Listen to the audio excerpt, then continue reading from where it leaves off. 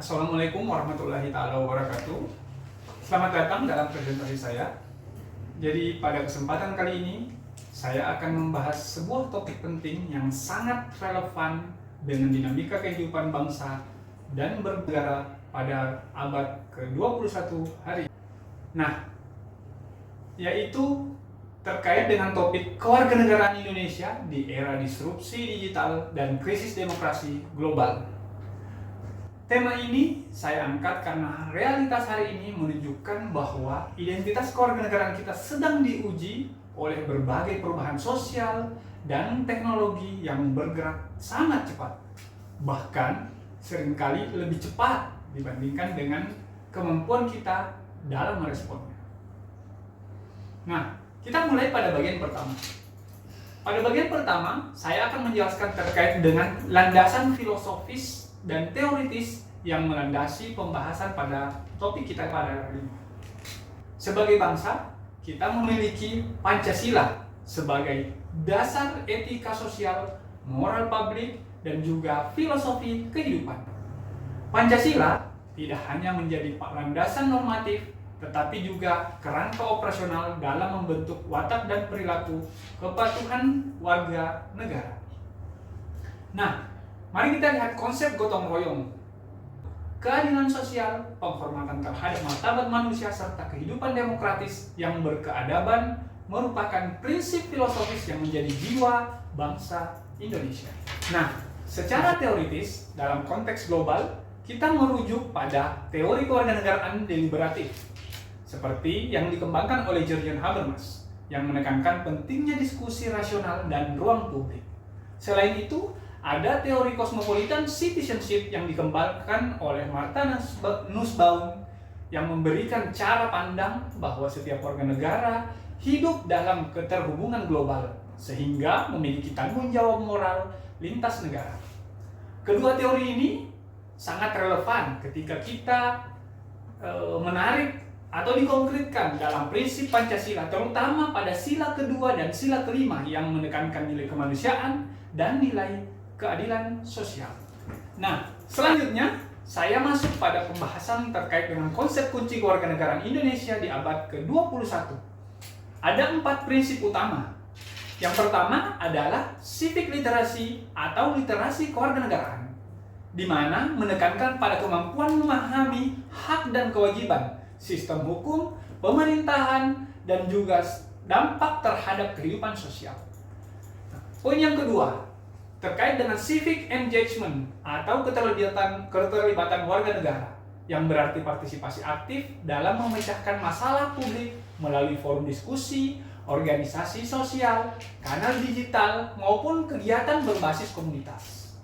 Yang ketiga, terkait dengan civic responsibility, yaitu rasa tanggung jawab untuk menjaga harmoni sosial, lingkungan, serta kemajuan bangsa. Kemudian yang keempat adalah civic virtue atau moralitas demokratis, yakni karakter warga yang mampu menghargai keberagaman, menghormati hukum, dan bertindak berdasarkan etika publik. Nah, pada abad ke-21, konsep kewarganegaraan tidak lagi cukup hanya dipahami secara formal, misalnya sekedar memiliki dokumen kependudukan, tetapi harus diwujudkan dalam tindakan sosial yang nyata, berbasis kesadaran, dan juga memiliki orientasi yang keberlanjutan. Nah, jika kita melihat lebih dalam, maka posisi individu di sini dipandang posisi komunitas, negara, dan dunia global menjadi sangat penting. Secara individu misalkan, seseorang kini berperan sebagai satu objek yang mengakses, memproduksi, dan mendistribusi informasi lebih banyak. Media sosial menjadikan setiap orang content creator, bahkan opinion leader. Nampaknya setiap individu memiliki tanggung jawab yang etis terhadap informasi yang disampaikan.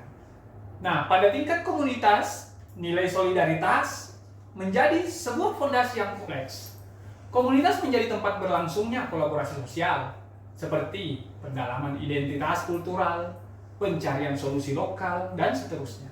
Inovasi berbasis komunitas, misalkan seperti ekonomi sosial, gerakan lingkungan, literasi digital, hingga forum keagamaan terpelajar, menjadi penyangga demokrasi akar rumput. Negara memainkan peran regulatif dan protektif.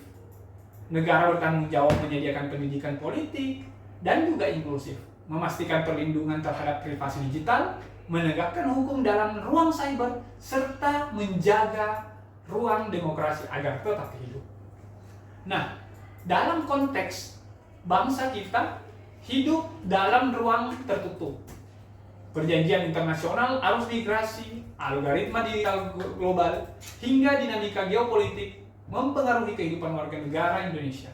Misalnya, fenomena ekonomi digital global menghadirkan peluang ekonomi, tetapi pada saat yang sama melahirkan kompetisi antar negara dan ketimpangan yang baru. Nah, kemudian kita melihat realitas hari ini. Terdapat berbagai tantangan serius yang harus direspon. Pertama, krisis demokrasi. Banyak negara mengalami kemunduran demokrasi karena polarisasi politik, penyusutan ruang kebersamaan sipil, hingga menurunnya tingkat kepercayaan terhadap lembaga negara. Dalam konteks Indonesia, krisis demokrasi muncul ketika ruang dialog digantikan oleh konflik opini yang agresif dan emosional. Tantangan generasi kita saat ini adalah mengembalikan demokrasi pada ruhnya, yaitu ruang dialog rasional, etika publik, dan juga kedewasaan dalam berpolitik. Nah, kedua, fenomena terkait dengan disinformasi digital. Banyak riset menunjukkan bahwa infodemi digital lebih cepat menyebar dibandingkan klarifikasi dan edukasi. Sebagian besar disinformasi menyasar isu agama, politik, kesehatan, hingga memicu ketakutan yang fragmentasi sosial. Tantangannya adalah menciptakan literasi digital yang berbasis etika Pancasila, yaitu membangun informasi yang benar, bijak, tidak provokatif, dan menghargai martabat manusia. Kemudian isu yang ketiga terkait dengan fenomena intoleransi sosial dan kultural. Tantangan keberagaman bukan hanya karena perbedaan agama atau etnis, tetapi juga perbedaan gaya hidup, preferensi politik, hingga ekspresi sosial generasi digital. Disinilah Pancasila memainkan fungsi konsolidatif sebagai perekat identitas kebangsaan. Kemudian yang keempat adalah terkait dengan isu keberlanjutan lingkungan hidup. Nah, di mana krisis lingkungan bukan lagi isu masa depan, tetapi persoalan yang terjadi hari ini. Banyak daerah mengalami kerusakan ekologi, hilangnya sumber air bersih, bencana iklim, krisis pangan, dan sebagainya.